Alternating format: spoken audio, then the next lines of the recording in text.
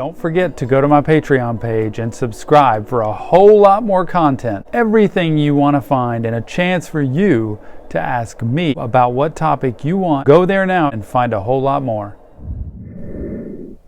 I think the thing that is easiest to avoid in my office, that is the most necessary to talk about when it comes to parents raising children, is electronics. Yep, you guessed it. Screen time. Let's just cover all screen time because it's like the elephant in the room. It brings up the most fights, the most upset and disappointment and anger, and the most unfixable thing. So a lot of times I think therapists tend to listen because that's what we do, but aren't always hard-lined with what needs to happen and giving parents a clear path.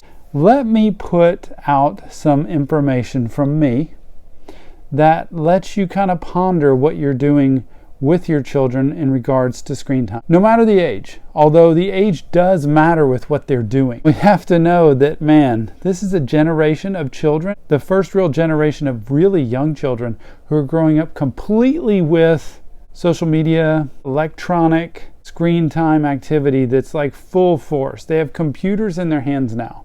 All previous generations, even the last generation of children, didn't have computers in their hands this young. Many of them didn't have computers in their homes.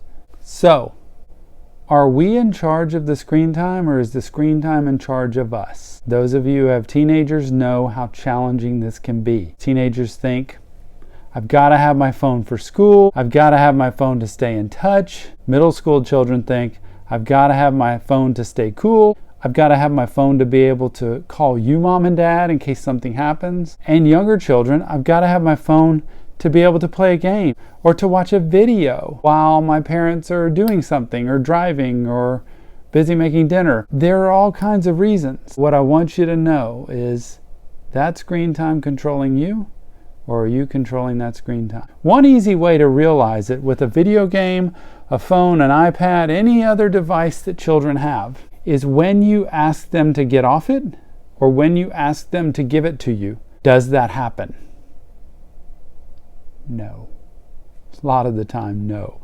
At least in my office, if they can't get off their device, that's a problem. Number one, remember that. Remember this. Children, especially as they get older, have a harder time adjusting if they've lived in a certain pattern for a long time. So if teenagers have been able to keep their phones like 24/7, it's very hard to go back when they've had years of training the other way. I don't think children should have their phones in their rooms at night. I think there should be a turn-off time. I do think as children get older, they should have a later turn-in time. And I think teenagers should be able to keep their phones all the way up to bedtime, but to put it at a place where it's away and they can't get to it, so it's not distracting. Younger children should have to turn it in earlier, not just when they're going to bed, but earlier. So I think phones should not be in their room at night. I also think parents should be included and in touch with any social media activity your children have. You should be friends with them, or you should be linked up with them in some way. I don't think parents should monitor their children's phone 24/7 unless there is cause for concern. There's a past history of things that have happened.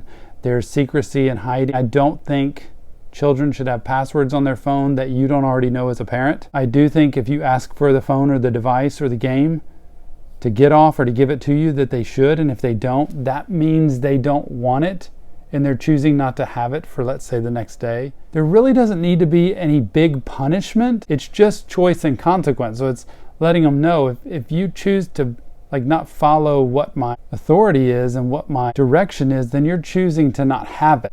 Remember, this technology is breaking down our relationships. All you got to do is go to a restaurant and see a family with phones at their table. Whether they're checking email or texts or looking at pictures or videos, they're all detached from each other. Having the phone on the table does the same thing because the potential is to lift it up and look at it. Try to go to a restaurant without any phones or any electronics at all for your family and see the difference in the dinner. Try to do an activity without any phones, or just take one phone as kind of the main phone for the family. You will see a difference, and you'll see a difference quickly. Try to take one day of the week where there is no phone day, no electronic day.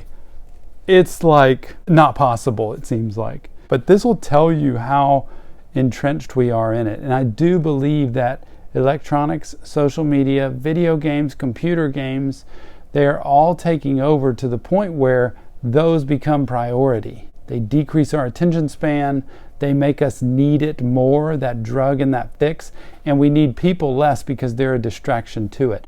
Families should be at a dinner table without electronic devices. I think families should be at restaurants without electronic devices. Parents, if I'm going to give you any advice in parenting, it's going to be practice active communication, listening, and relationship building with your children. We have to model that. We cannot tell them not to be on devices, but yet we are on them. And we cannot use the devices as babysitters while we're trying to get something done. What about driving in the car and having conversation?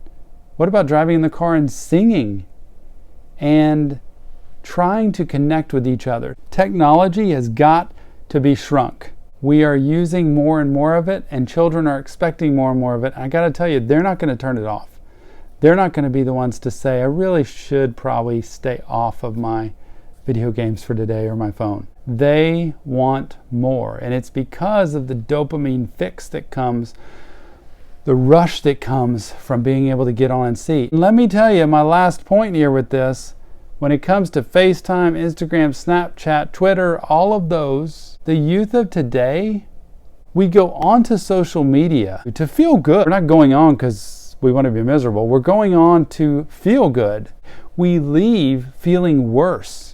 We leave feeling drained. We leave feeling depressed, whether it's looking at other people's lives, comparing it to ours, whether it's watching, an hour's worth of videos for younger children, and then they're just kind of zombies after that because it decreases your attention span and just turns you into someone who's just trying to be fed and entertained rather than being stimulated. We have to be able to temper and monitor what the social media technology, the video game, the video watching is. Not to even mention the content and material. There's so much to this topic. The big lesson for parents is keep a watch on how much screen time your children have and not just leave it up to them when they get on or when they get off. I don't think you should take it away from them all the time, and they should never have it because it's almost not possible in our world. When you see them isolating on their phone at all hours whenever possible, trying to detach and have screen time while you're trying to eat dinner and have conversation. When you see their mood change, those are all times that you can start to cut things and say, you know what? We're going to do this different. And I don't expect you to like it. I don't expect it to be great. I don't even expect you to like me right now. But in the end, I'm going to expect that you see why we've done it. And it's to be able to have more relationship. It's to be able to know each other better.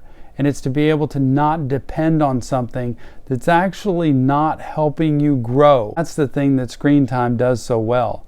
It keeps us from growing. Soak this in, watch this video, let your children watch it or your teenagers watch it, get their opinion. It's a great conversation piece. You don't even have to take everything away right now or ever, but you at least would benefit from talking about it and seeing what everybody's opinion is. Go out there, try it out, and let me know what you find.